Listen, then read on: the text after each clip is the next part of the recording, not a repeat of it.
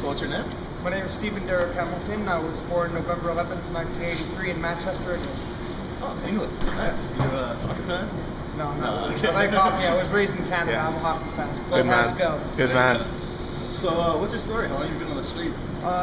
First time I ran away from home, I was 10 years old.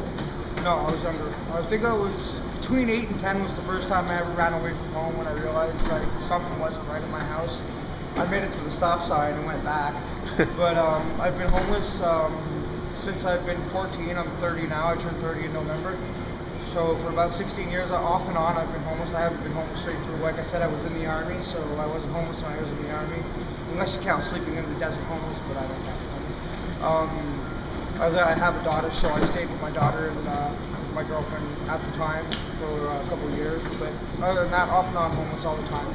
I've never actually been able to sleep inside, like full time. I always have to come outside and sleep on it. But like, if I have a place, I have to sleep on my balcony.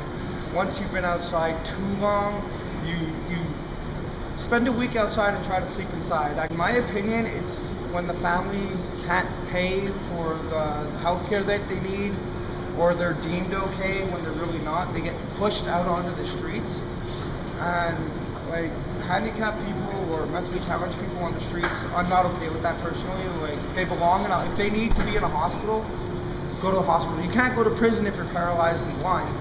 So how are you supposed to survive in a concrete jungle when you can't even function mentally? So my first week on the street when I was 14, I was happy as shit, man. People were giving me food, people were giving me money, people were giving me beer, people were giving me weed. I was happy as hell. 3 years later, my friends started dying. I was getting stabbed. I was getting shot. I was addicted to crack. I was addicted to heroin. Shot with a 16 gauge with buckshot here.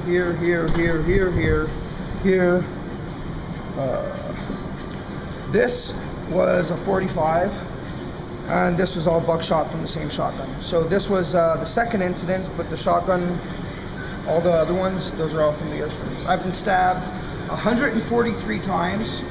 The most closest I've come to dying were these two right here. I got stabbed through my lung and through my liver. What else? I've been poisoned with 500 grams of rat poison.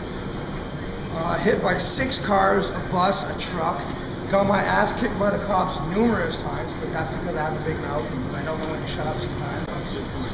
People bring us food. Once again, I was poisoned with 500 grams of rat poison. And that came from an old man and an old woman. They poisoned 6 other people before they poisoned me, before the cops caught me.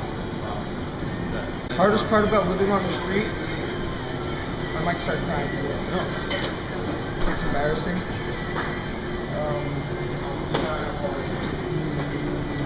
You see your friends from high school, or your ex-girlfriend from high school, and she's like, what do you do? And she's like, I'm asking for change. I actually ran into my older brother, who I haven't seen since I've been 13 years old, the other day, and he was like, Derek, and I was like, hey man, how much do you need? I just need your change, man. So it's really embarrassing. That and people are rude. Some guy actually threw a bottle of water at me today and a bar of soap and said, go take a shower.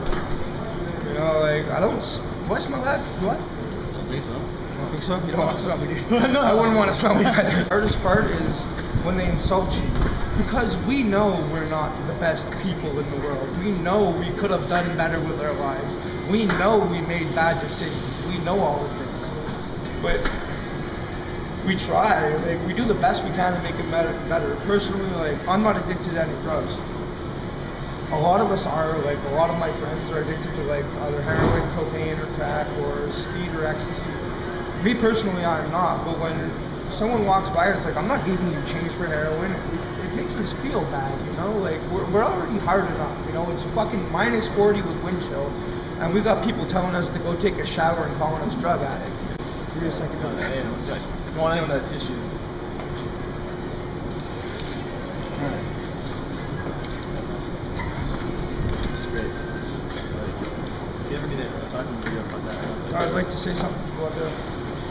This is not easy. It's not an easy life. If you are forced into this, that's your no, not prerogative. When you're forced into it, that's your circumstance of life. That's just the hand God dealt you. You have to play with it when you can. There's always a place to get help. But if you're like me and you chose this for yourself and you are no longer capable of living inside, stay off of drugs, stay out of gangs, don't get into fights, and if you don't speak French, be as nice as possible to every single French cop you see, because you will get fucked up. Basically, I went to university. Okay. I have a degree in psychology and chemistry.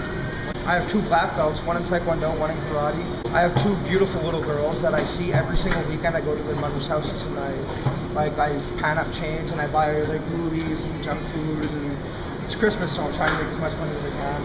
What else? Oh, I can fix any diesel engine. I can take apart a gun and put it back together in less than 30 seconds. I can track, hunt, trap pretty much any land mammal, some sea animals. I can be funny when I want to do it. But like, say a job is something that would Foundation repair. I spent 3 years repairing foundations when I had my second kid. So I can do that. I'm outside because of my choices. My daughter is inside at her mom's, and I want better than myself and my daughter. I will eat a piece of cotton candy out of the garbage. My daughter will not. I will eat a donut out of the dumpster. My daughter will not. I will sleep outside in the middle of the pouring rain with one blanket soaking wet. My daughter will not. I want better for my kids. If someone were to walk up to me and say, here's a stuffed animal for your little girl, I'd say thank you. But at the same time, I'd say I'm not going to take this because I don't want my daughter taking things from the streets. I don't want her to learn how easy it is to be outside. That's what trapped me, the easiness. I live right there. That's where I sleep every single night. You see the arches? Underneath the arches on the side that's close to here. Other than that, I sit there all day, or I sit in front of the McDonald's, as long as the police don't make me